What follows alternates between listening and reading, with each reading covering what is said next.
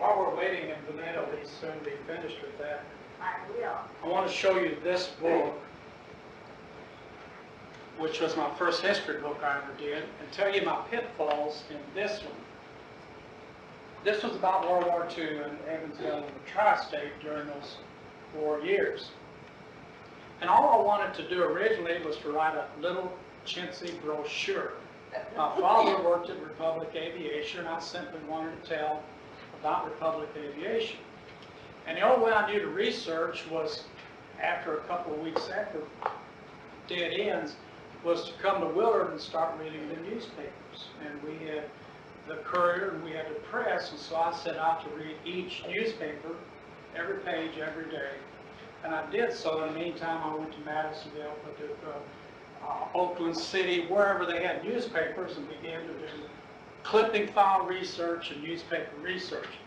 And all I was interested in, by the way, here's my point I want to make to you, was the text. What was in the newspaper? I paid no attention to photographs. Well, the book is all photographs. Okay. Now, what did you say to do with this other?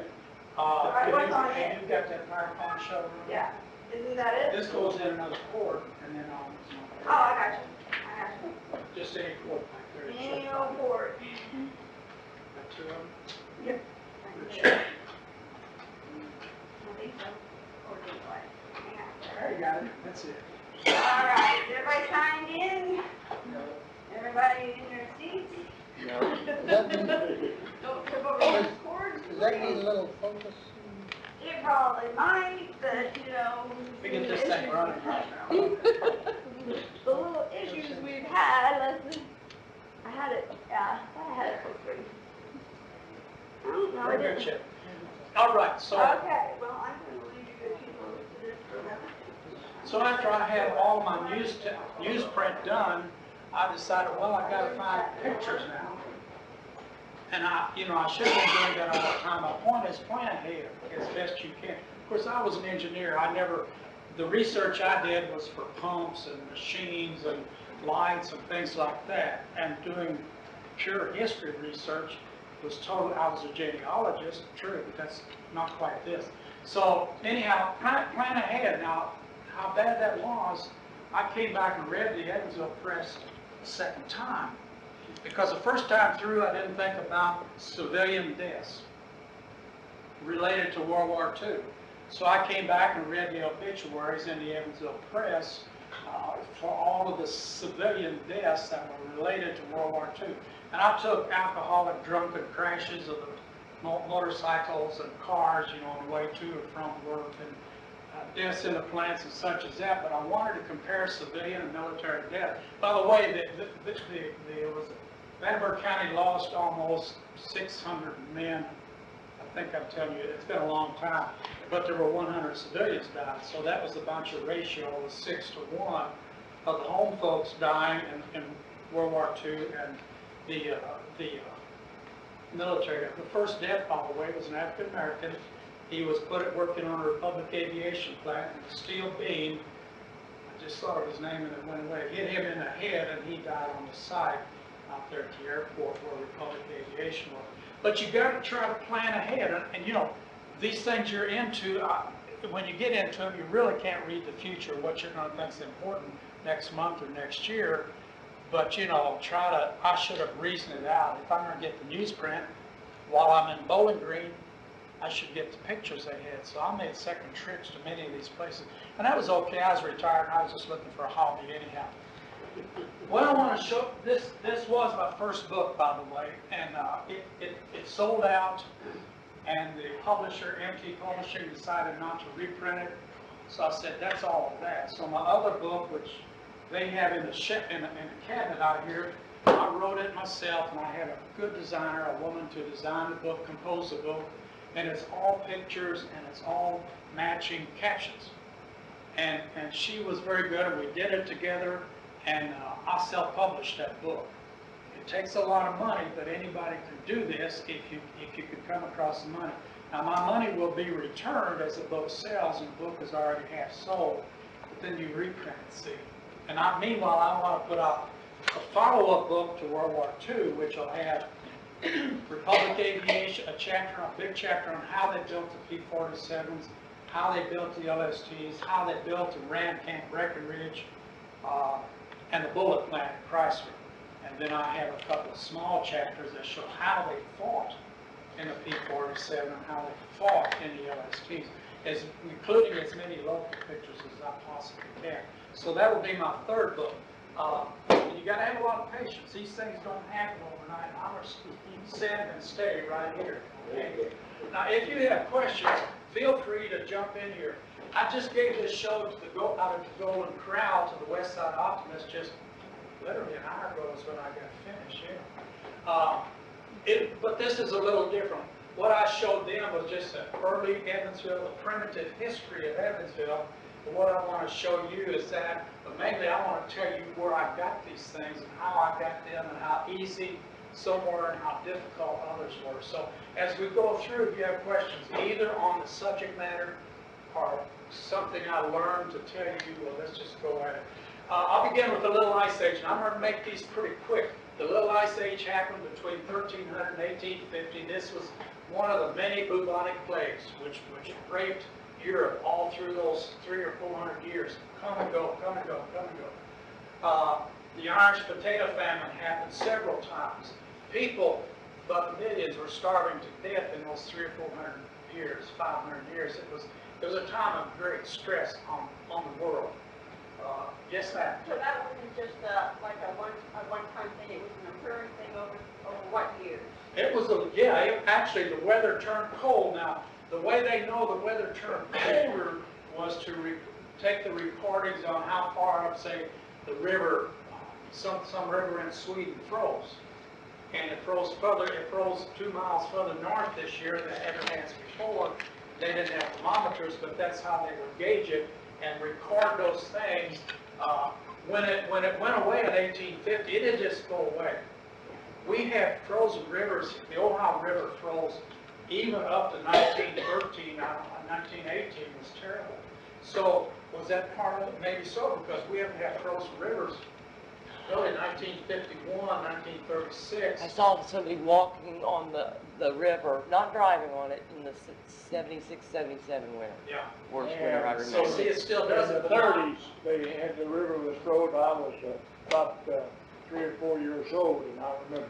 And of course, I remember the 37 flood when the water came up to the top of Main Street. And so I remember a lot in the 30s. The only thing I can say is it does not seem to me that the Ohio River freezes over nearly as frequently as it did. No. Even when I was a younger man and before I was born, earlier this century, the last century, and certainly back into those days when I'm reading the newspapers, by the way. I'm reading the Evansville Journal. All our parents had ice skates, And I'm up to though. 1871 on my reading. They're no good. I love it. I just can't hardly wait tomorrow to get to read some old newsprint. It's frustrating because a lot of times in the microfilm, it's difficult to read. A lot of times it's missing. And I'm into, yesterday I was reading about the Chicago fire in 1871. And there was a Chicago fire before that, before the Civil War. And I had to go home and check that one out. So They had you a know, great big cholera outbreak, too, that killed hundreds up there in cholera was the plague of 1836. mankind. And you know it was invented in 1820. Oh, There had been no cholera known to humankind, and it came from Bengal, India. no. And cholera is still here today. Mm. You still have it today, yeah. It's not as frequent, but once it gets in, yeah. What's the difference between it and we used to be known, Evansville, for the 2 T's, typhoid and tuberculosis. Yellow fever. They had ship's T fever. and T. Ship's fever, I think, was yellow fever. Cholera, you literally, It's from the water, isn't it? dehydrated yourself from all manner. And people could actually be walking down the street and fall and be dead 4 hours later. 4 hours. It was a horrible, and there was no cure. They didn't know how. They didn't have germs. They had not discovered germs for another 40 or 50 years. Yes, ma'am? I've seen black tongue, what is that about? Oh, golly, I don't know. It's one of those, we still have it, I think, but you I hardly think that ever is the hear plague. about it. I think that is one of the symptoms of the plague.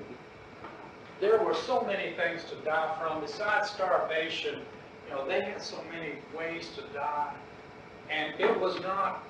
We think of 1910 with the picket fences and shade trees and swings.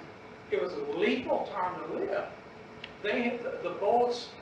I write in the maturity journal, and what I'm including in the next article is how lethal life was in 1854. Was the article I'm writing here. I'm writing about right now. Everybody lived in the river. They swam in the river. They drank. That was where the drinking water came until really about 110, 115 years ago. Evansville city sewers, we were promised water in our homes. When they got the water flowing, the residents that paid for the pipelines found out it was just pure muddy river water. Yeah. So that's a good way to die of typhoid. I have made 2 attempts at going through those old newspapers and recording deaths and manner of death and cause of death.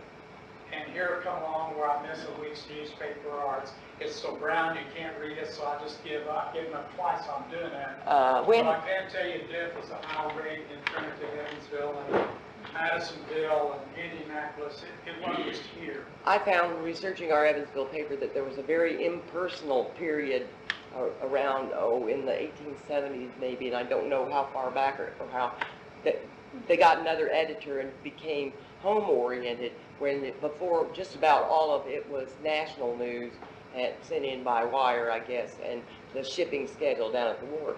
Some of the things I want to tell I want you to avoid about that now, as we go period. through years, think of the pioneers in their total isolation. I'd say in northern Danville County or northern Henderson County, where there were no neighbors 2 or 3 miles away, and people could die of cholera or milk sickness, and they might find them next year. Find them in their cabins or in the field next year. Go on back to this, also attributed to the Little Ice Age was the American Revolution. This is George Washington. I think they crossed the Delaware at night, but anyhow, that was this. And the French Revolution is also credited to the Little Ice Age. So it had an enormous impact on our lives today. Now I'm going to where did I get these? This picture is out of the National Archives. I found, I Googled that. I just Googled mashed potatoes, and this is a wonderful picture. It's a painting. Is it by it's a Gibson? masterpiece. So, For the Gibson girl man? Pardon? Is it by Mr. Gibson who did the I Gibson don't girl? know. Looks I like just look for what I'm looking for, and when I find it, I collect pictures. I've got about almost 40,000. There's 39,000 some odd pictures on my computer. And I love it electronic. I can go find one of those in 2 or 3 minutes. Whereas if I had actual photographs, can't do that. This was Vincennes, Indiana. This is George Rogers Clark. Notice the drummer boy being ridden on the shoulder. And they made an emergency march through the swamps in southern Illinois from the Mississippi River over to Vincennes, where they fought the English and won. And this is Vincennes. This is a George Rogers Clark memorial at its dedication in 1936. And Franklin Roosevelt is in this little shelter right here. But I like this picture because of the people, and there's a Lincoln Memorial Bridge. And just last month, what is this, June?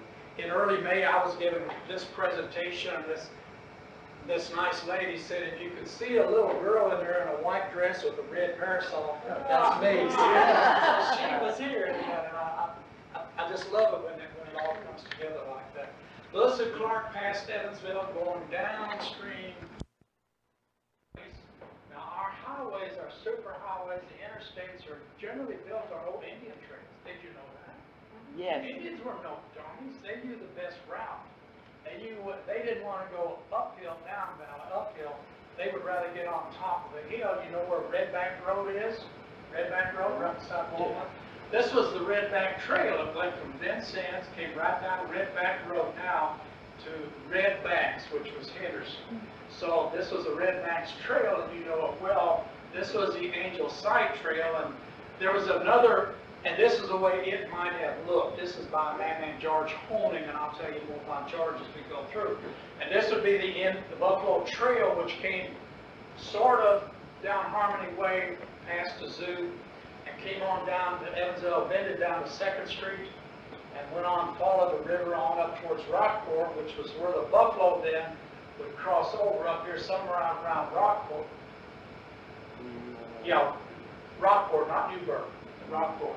Would go up here and cross over the Ohio, and the way the buffaloes did that, they would just wade out in the water and start swimming to the other bank, and the current would take them down maybe 2 miles or so, where that buffalo would get out, and then they were going way up in eastern Kentucky to Salt Lakes, where the Salt River begins.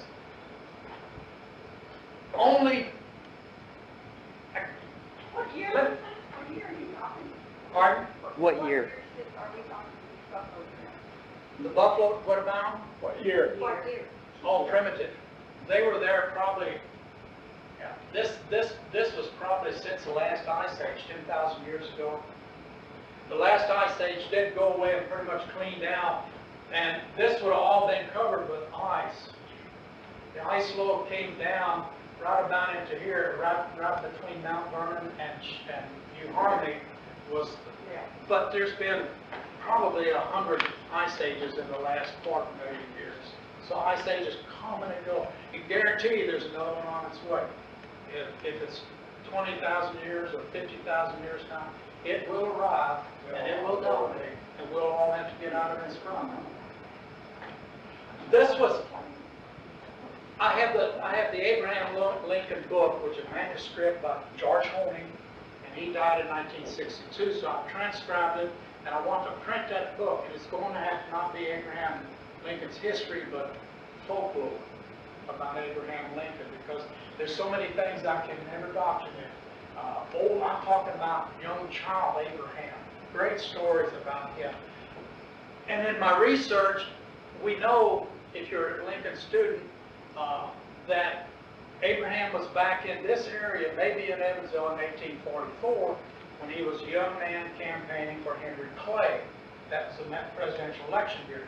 But only recently did I discover, I Googled this, and I tried this sometime. I Googled Carmi, Illinois plus Abraham Lincoln. Boom. I found that he spent a month over on the far side of the Wabash River in southern Illinois. He spoke in Morganfield. I can't tell you all the places he spoke because he was here. Posey County found 141 signed by Abraham Lincoln documents in the basement of their courthouse. Yeah, there's so much about Abraham. 1841. Here I am researching for new stuff on Abraham Lincoln. That's so hard to do.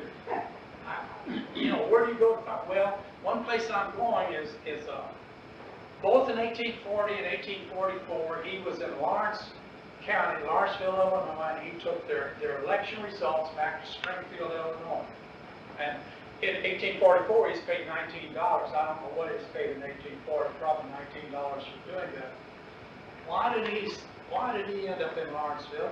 When he crossed the river to go to Illinois, he was in Vincennes, and they went through Lawrenceville, but did Abraham have special people there?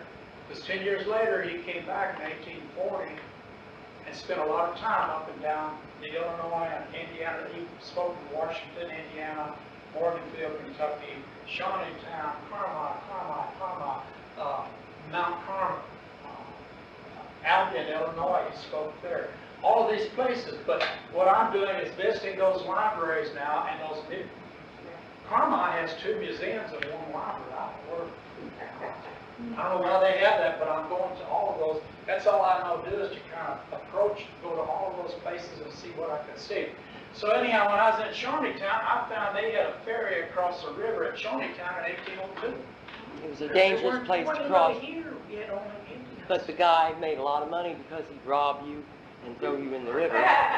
But here, this was a trail. The trail that went to Shawneetown was called the Pioneer Trail. It started really in Hudson Bay, went through Pennsylvania, came on down through the Cumberland Gap, and you pick it up it's right here.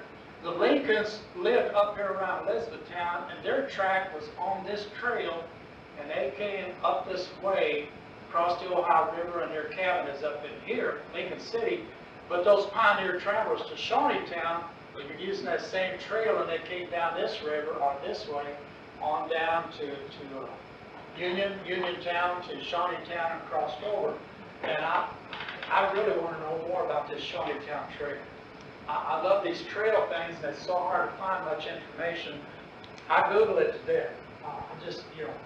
I had an inkling, somebody said something, and I went home and said, well, I'm gonna try Abraham Lincoln plus Carmine, Illinois, and there it was. That's where you got that? I think, How about when you did that? No, I got this at Henderson County Library. You gotta go to everywhere. Let me tell you about this. This was the early map that George Honig, who I'm talking about, made. See up here, it said in 1807, all of these Indiana trails were blazed feet wide. Well, see, somebody gouged that out. And I had known. And this was really a hard thing to find. And finally, after Googling and Googling, I found that the Indians blazed their trail shoulder width. 2 feet. 1 foot, if you want to call it. And that's why, and I'll get to the Indian guide trees right here. People used to collect these pictures, and that's all you can get anymore. The Indians left this country in 1812. They were just gone. And I have a theory on why that happened. I'll show you in a minute. But they would take a young white oak sapling like this and take a leather thong, just as big, and pull it over and tie it off to the ground. And in a few months, the tree was set. And this guy over here, this Indian just took 2 thongs and tied that one down to the ground. And that one, now the Indians had language in these trees. They could define where there was fish available, where there was game available, where there was salt, where there was a cave, where there was water. I have no idea. We don't know. There is no Indian history. Did you know that? Isn't that a sad thing? But the history the Indians left was maybe their tent poles in the ground, and that's all there is. Because they made their history on leather, or did it in paintings on leather, or beads on leather, oral history. And the Indians kept, that's the Holy Lands, that's what they did before they could write. They would just speak, and they would continue to speak and pass these stories down, which is what the Indians did. There's a great story that the Indians used to re-begin life every 7 years. Now, I don't know if that was everybody did it or if it was just for you. Every 7 years, you had to you had to throw away your tents, your bows, all of your equipment. I guess you didn't throw away your spouse or some horse, things like that, but you would just go anew. You would just turn your life around and do it all over again. Well, that's from the Bible. Is it really? The Jews, every 7 years, they forgave everybody's debt. Well, imagine that. In September. There cannot be a linkage between the Atonement. American Indian and all Indians, is there? But anyhow, these were the Indian guide trees. In 1811, an epic year, that's the year that the United earthquakes began in December 1811, and they were horrible. I doubt if there was any log cabins that were built in Evansville or Harrisburg or St. Louis that were standing the next day after that. And remember, 1811, it happened in December. It was in the Little Ice Age. On top of all this other stuff, those frontiersmen and Indians had back in these pneumatic earthquakes, life had to just be as bad as it could possibly get. It was rainy, it was wet, it was cold, it was mud, and everything they had was destroyed. Everything. I'll show you what a pioneer needed to exist in just when I get over towards the end. Anyhow, 1811, let me tell you why I think they left. They had the year of the comet. This twin-tailed comet could be seen. This is a painting of it, by the way, and somewhere in Europe. It could be seen in the daylight at its brightest. There was in southwest Missouri a complete eclipse of the sun. Can you imagine how that would affect you?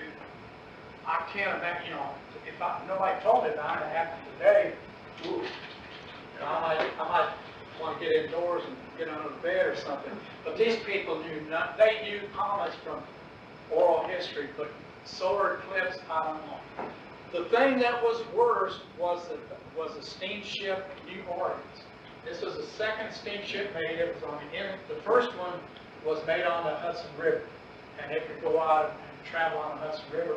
This was built in Pittsburgh. It had one big, great, large piston engine, steam engine, and it could burn wood or coal, and it would shoot these ashes up through the smokestack and made this enormous racket. That engine clang, clang, bang, bang, bang.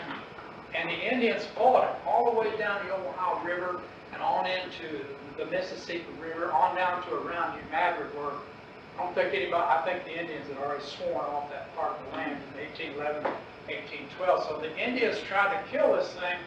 I think that's why they left. They said you could hear it a mile or so inland. And the Indians were living Shawneetown, Illinois, through Mount Vernon, through Evansville, Rockport, Gentryville. All of that was Indian territory. This was a picture of Sunset Park. This was by Mr. Honing, the Ohio River Bank, Shawnee Indian encampment in Sunset Park, right up the river. And they had a sweat lodge. This is the reason for us to show you the sweat lodge.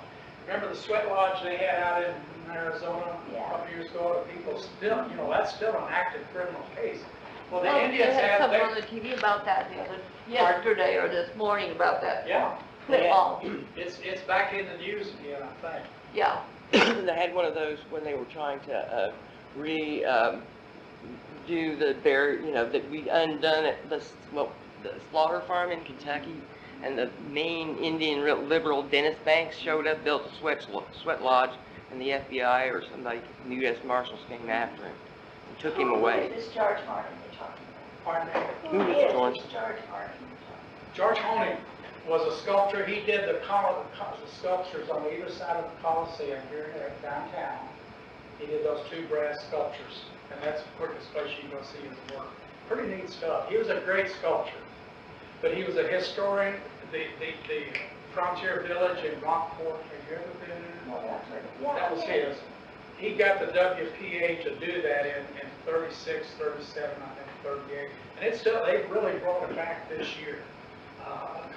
Two couples, I had them here back in last fall, I think. And they've got it going now pretty well and everything, so that was George Honing. And he wrote the manuscript, which I had, Abraham Lincoln, the child. And I typed it, I had it, but I'm going to have to gather the courage to publish it, because I don't know if any of you are Lincoln scholars, you're very jealous over the truth and accuracy of any Lincoln scholar. We're wanting to know where he crossed the Ohio River at.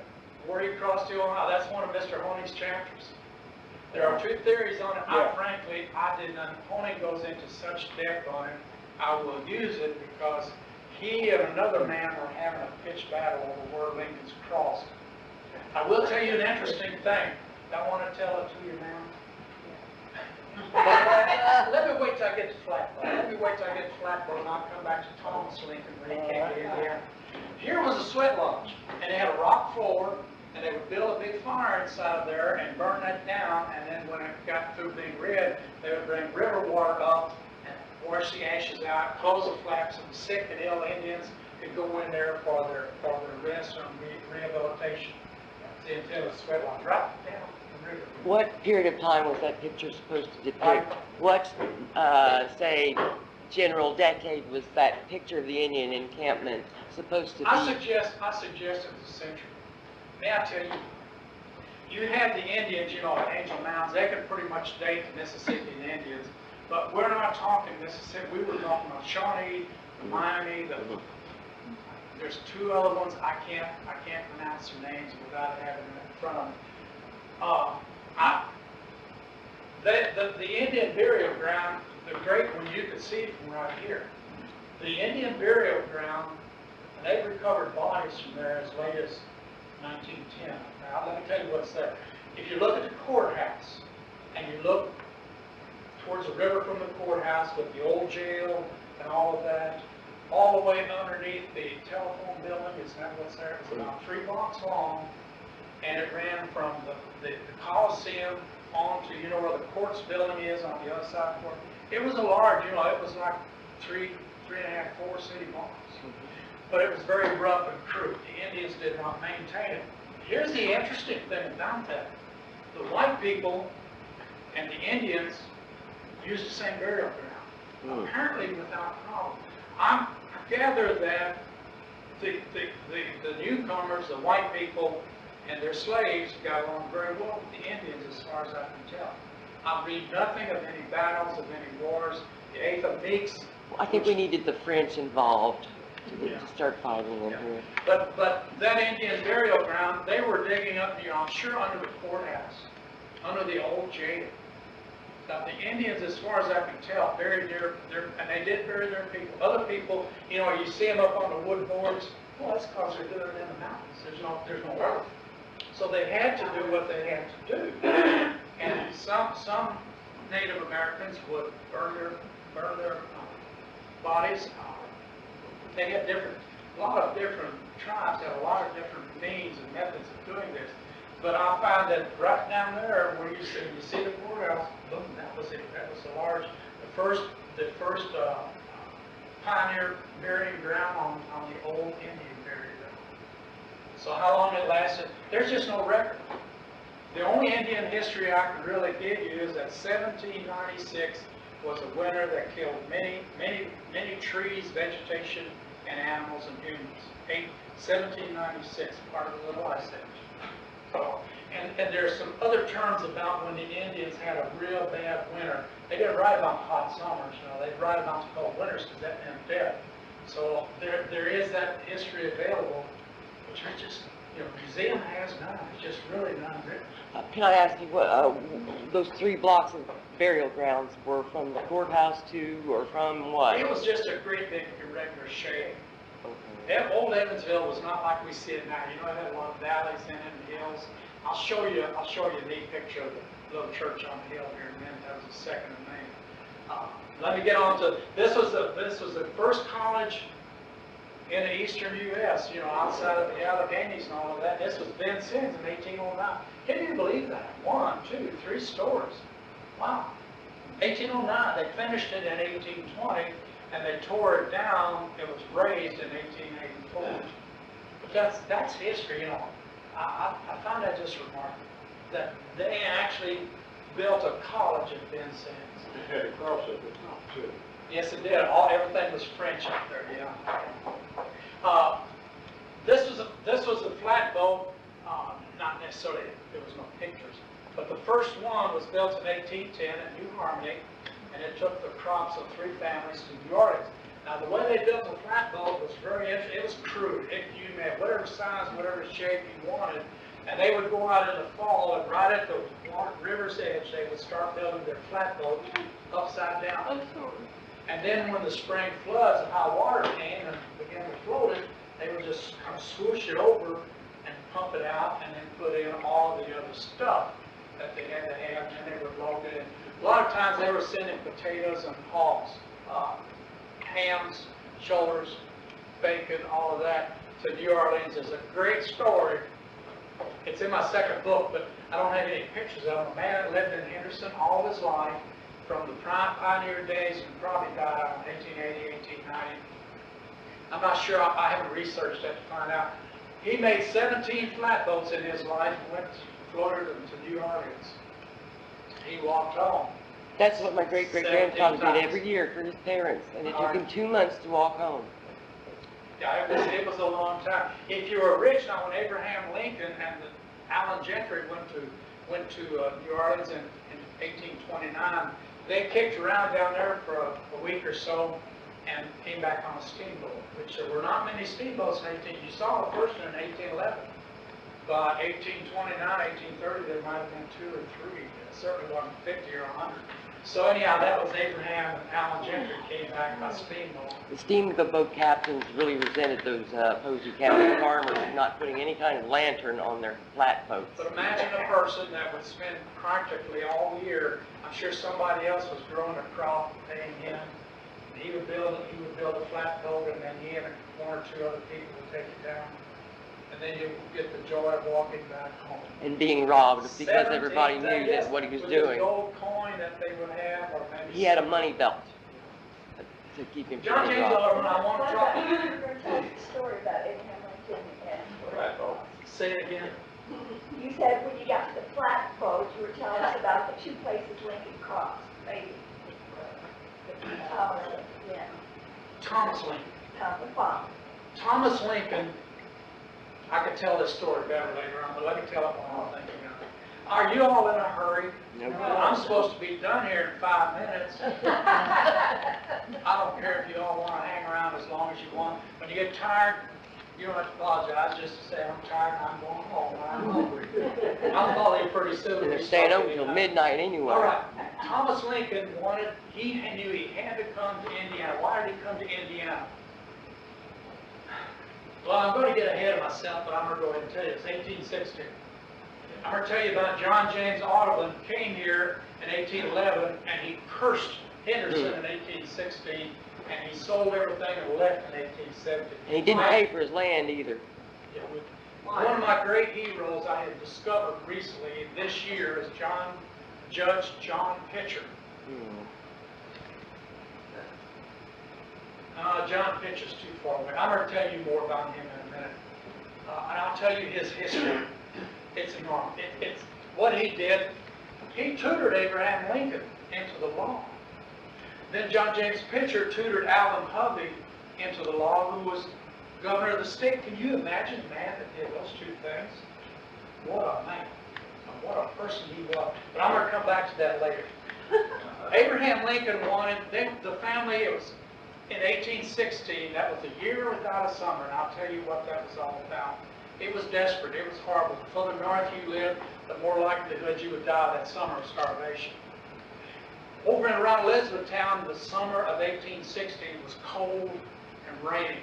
Here in Evansville and Indiana, we count the summer, the year without a summer, of having ice and or snow every month of the year. I'm talking here June, July, August, September. How do you raise crops? What do you don't? And I'll show you something good here in just a minute. So I'm mixing this up. Keep on me so as I don't forget my track. Okay, Thomas Lincoln wanted to come. They had already had family come to Indiana, and they said, beloved, it's free. Kentucky was not free. Your deeds were by metes and bounds, and it was a stone to an oak tree to the two twin elm trees. And that was what Thomas Lincoln got caught up in really twice and lost his property. And he wanted to come to Indiana where he could patent a piece of land, and all that's holy, it is my land. So he decided